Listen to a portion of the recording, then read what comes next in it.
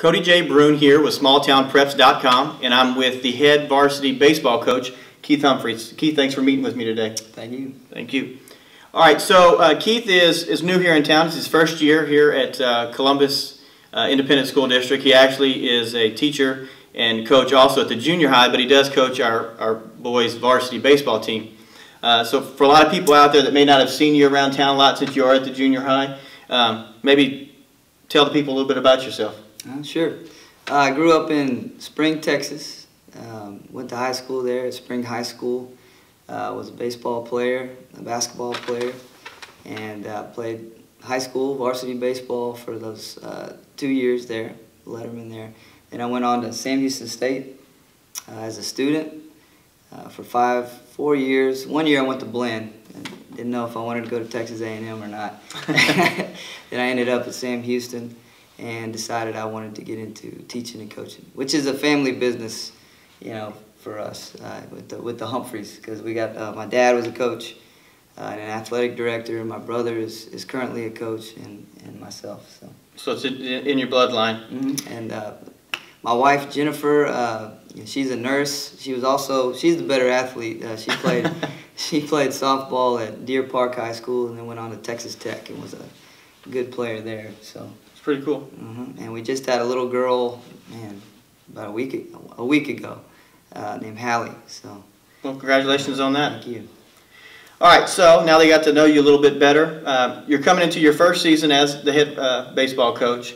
I'm sure that you have tons of plans, schemes, everything lined up throughout the year to get ready. And then first week, second week of the season, one of your starting pitchers goes out. How did that affect your plans and everything that you kind of had probably prepared for the season?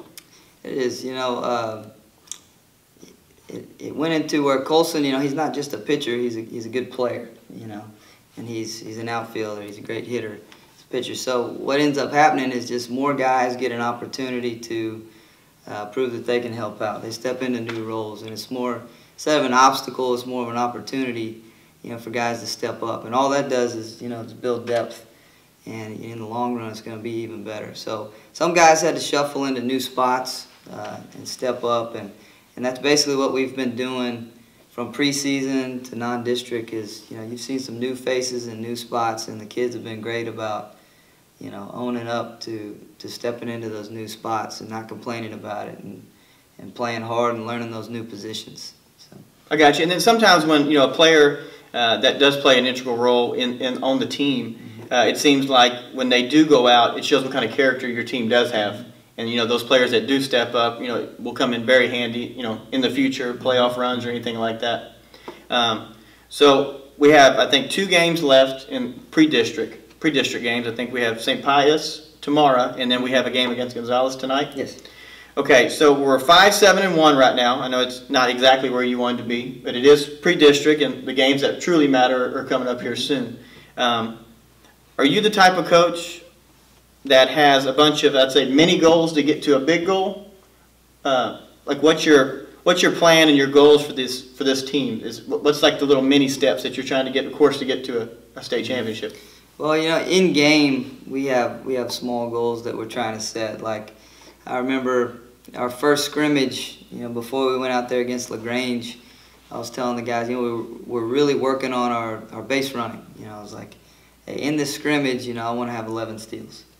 And we're sitting there at 10 steals, before the last inning, and the kids are all chirping in the dugout amongst each other. They want to get that last steal. That mattered to them. Mm-hmm. So the kids, they care about baseball. They care about setting those goals and achieving those goals. That was one there to become a better base running team. Early on.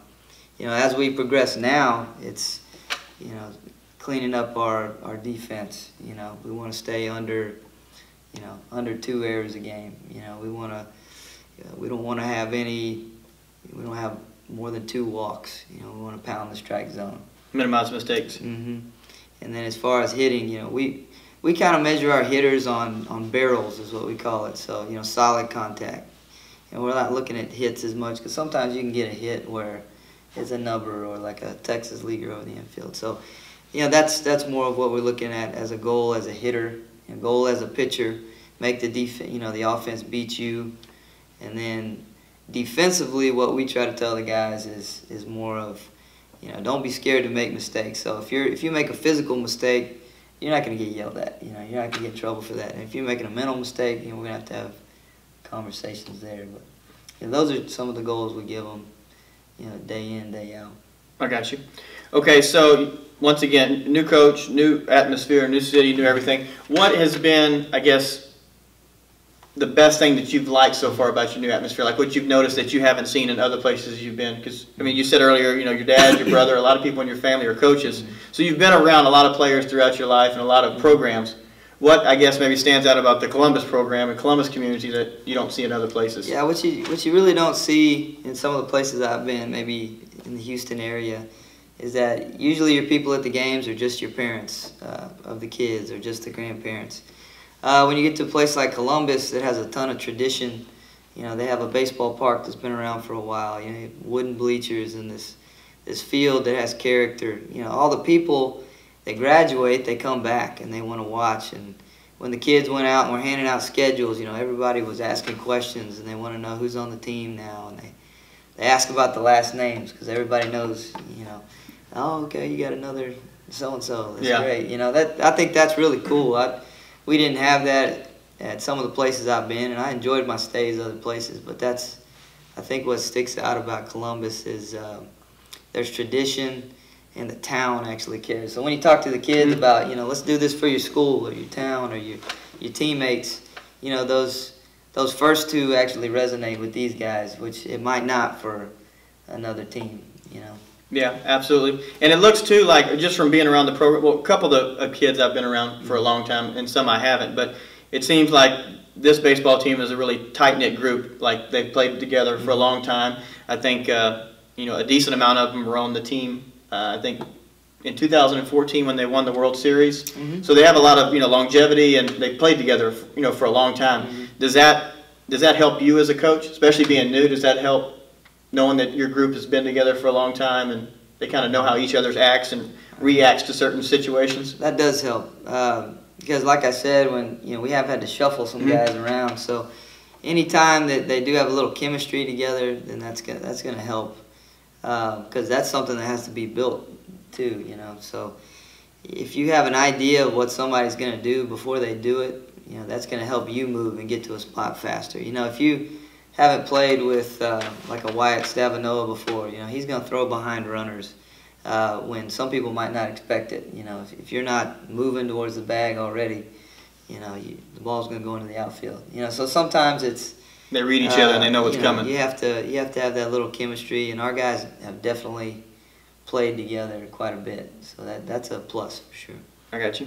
And another thing I noticed too when I was at the alumni game and before a few of your practices and stuff like that, I noticed, you know, the kids were actually out there doing some dirt work, and they were doing, you know, paying attention to the mound and the way it's raked and everything like that. I don't see that too often either. I mean, it's like they truly take pride in, you know, everything from playing to the field to pretty much everything. Yeah, we've had kids in the off season. That was one of the things that they wanted to do. You know, they want people to come out and watch them play. So they want people to be impressed by the way they work, by the way they play, by the surface they're playing on. They look at it as an entire program, and you know I appreciate that. It's hard-working kids. We've had kids working on the warning track. We've had kids working on the dirt. And I have, you know, my background is, like I said, I didn't play college baseball. When I went to Sam, I actually didn't want to get away from baseball and had an idea I wanted to coach. So I got into, you know, I was the manager. I went out there, and the coach told me, he's like, hey, I'll treat you like a player. You can travel with us. You know, just take care of the field, wash the uniforms, and, you know, he goes, I might even bounce an idea or two off you. Yeah. He goes, I might not listen to you, but I might ask you. Yeah. So I really like that. So for me, that's something that I think is important, and hopefully that'll rub off on them. All right. And a little earlier, you were talking about how you like, you know, the great traditions and, you know, community involvement and everything like that. Do you ever go and pay attention to, say, maybe the kids that you have coming up now? I know you're at junior high, and junior high doesn't have a baseball program, but do you go out and, you know, check out, you know, we have a great Little League program here, here in Columbus, boys and girls. do you ever go check out and see what you have coming up in the future and prepare yourself for certain situations and like honestly, that? I just got an email, and I've been trying to get in contact with a couple more guys, but we're setting up a deal where some of the coaches are going to come to meet me up here, and we're going to talk about the drills that I use that we can start implementing into those levels, and so that we're kind of getting on the same page early. And by the time they get up here, they'll have a little background, and we can kind of work together, because that's the pipeline. Absolutely, and that's the main group that's coming to us. So, and then of course, I already have some relationships with those kids at the junior high, because football season was a lot of fun with those 8th graders, and I went to some of their basketball games and watched them. So I'm really excited to have those kids up here. Yeah, baseball's a little different since you can't play it, or they don't have a program in junior high. So a lot of times you don't get to see that. So I guess knowing those kids in junior high for other sports, and you can see how athletic they are, and that helps you in the future as well as being able to coach in high school. And sometimes if they tell me, hey, I play on this tournament team, we're going to play here so and so time, I might drive out and watch them. I'll stay out there and watch like a ongoer. I'm not going to coach them up or anything, but I know I did that before I got out here with the varsity guys. Went to a couple of games and try to see guys in a setting where they're not going to be nervous. They don't necessarily know I'm there. Yeah, absolutely. Yeah, it makes it a little easier, or not, I wouldn't say easier, but in football at junior high, you start running the same offense as the high school does, and you kind of, like you say, build that the knowledge, and then when you get into high school, you kind of, have a head start. So that's great that the Little League coaches, kind of want to meet up with you, do the same kind of drills. That way they're prepared when they get there. All right, so I think next Tuesday is going to be the first district game against Stafford? Stafford. Okay, so tell us maybe what we can expect. Do you know maybe who's going to start? Got a little plan there. It will depend a little bit on this weekend, but from what I know about Stafford, Stafford is one of those teams that they have a kid that when he rolls out there on the mound, he has decent velocity. So, I've been telling the players, don't expect anything but a tough game from Stafford, because that first win is the most important, and we're going to throw a guy out there that's we're not going to be just saying we're going to get guys work. I mean, we got to go out and get a win. So we're going to put a good guy on the mound and get after Stafford for the first one. Got you. And that game is going to be at home or there? I'll have to check on that, actually. Yeah, I think it might. Yeah, I'm not for sure either, to be honest with you. But we will have that. We have all the schedules and everything like that on smalltownpreps.com. I guess last thing is there anything else that you want maybe the people out there to know about you and your baseball team?